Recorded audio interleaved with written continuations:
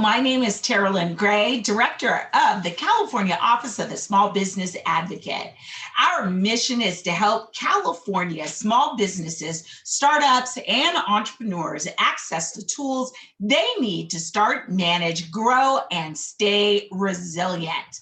We are continuing our video series with partners across the state. And today I am meeting with Jay King, President and CEO of the California Black Chamber of Commerce and Chamber Foundation. Jay, your team is doing amazing work to support the statewide Black small business community.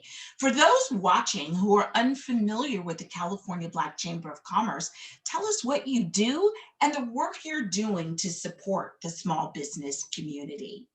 Well, as a state chamber, our job is to interface with our 24 partners across the state and to make sure that resources and information and sometimes even dollars can get to them, and that we interface with small business in a way, especially what we call micro businesses, which we make up a vast majority of our whole business network. We're 95% sole proprietors. I mean, 95% of African-American small businesses don't have a single employee other than themselves.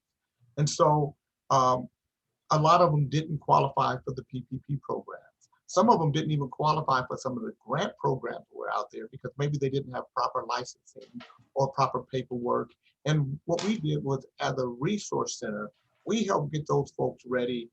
In some instances, we actually advocated for them with local municipalities to create grant dollars for them from the federal dollars that they received, dollars that they would not have received had we not advocated for them. So we know that there are two things that are important to African-American small businesses in the state of California. Number one, we have to keep them alive because we are economy drivers. We make up 2.3%, 6.6% of the population in the United States, African-American, or in California, African-Americans, but we make up 2.3 million of us. But we spend $96 billion a year in the state of California alone. So we are an economy driver. So if our small businesses go out of business, then part of our economy starts to shrink. And so we're essential to the state. And my job is to make small business owners comfortable with the information that we get to them and to help grow them, build them, scale them, educate them, and connect them to all of the different resources we have here in the state through our multiple chamber partners, and making sure that our chamber partners have the information that we get from our partners and legislation so that we can serve them better. And in doing so, we serve the state better. I believe financial literacy is our number one issue when it comes to communities of color, Black and brown communities, and communities of color in particular. And if we become financially literate as a community, we'll change 100 years in 10. But that is a tall order.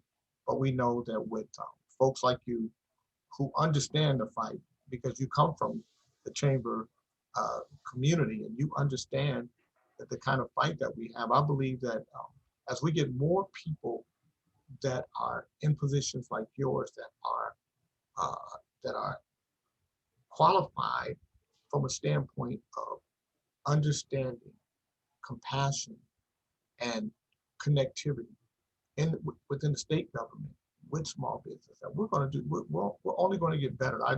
I'm just so much more confident for small businesses that folk like you are in, and you in particular, that you're there at the governor's office. I think nothing but great things are going to happen, and I'm happy that you're there, and we're going to support you in every way we can. Thank you, Jay. Thank you so much. I greatly appreciate that.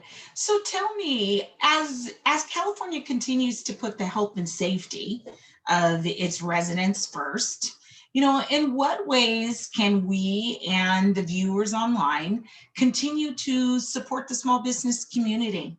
What are you hearing? Well, number one, we have to make sure that we make a concerted effort to find small businesses, and that we support as much as we can from that aspect. And what we're hearing out here is that, a lot of people, as we start to open up and help programs start to go away, a lot of folks feel like they might be abandoned, because the help that they got was enough just to keep them afloat, but not to stand them up, not to prop them up, not to move them forward, just to keep them afloat. And so one of the biggest fears is that once the help programs go away, the state opens up, that they're going to be left for dead. And that's what we don't want to happen. And that's why it's important to me that whatever resources are out there, that we don't want to create a gimme program. We got a whole bunch of folks just gimme, gimme, gimme. We want to create a help program where we say, we're going to help you, but you got to do work too. We're going to prop you up, but you got to walk. So I'm not one of those guys that advocate that we just got to pour gifts on top of gifts on top of gifts. But what I'm saying is that we do have to really recognize that we've given millions and millions of dollars to businesses that have assets and that have lots of money. We need to do something for small businesses that's equal in context to keep them alive. Otherwise, we'll lose 40 to 60% of African American small businesses once this thing once everything. Excellent point. Excellent point. Well, Jay, I greatly appreciate your commitment and the California Black Chamber's commitment to small businesses. Much of what we do in my office would not be possible without strong partnerships and the willingness of folks like yourself. We always say this is, it's in your heart and soul, supporting small businesses. And so I just look forward to collaborating on important initiatives moving forward and programs to ensure that our small businesses have access to the tools and the resources and the networks that they need. And so I just want to thank you for sharing this moment with me today. And I look forward to talking to you soon. I look forward to talking to you. We want to get you on the radio as soon as possible so people can hear your voice and you can take questions from the community. So you got it. You got it. Let's make a date. Okay, we look forward to it. All righty. Take care. Peace.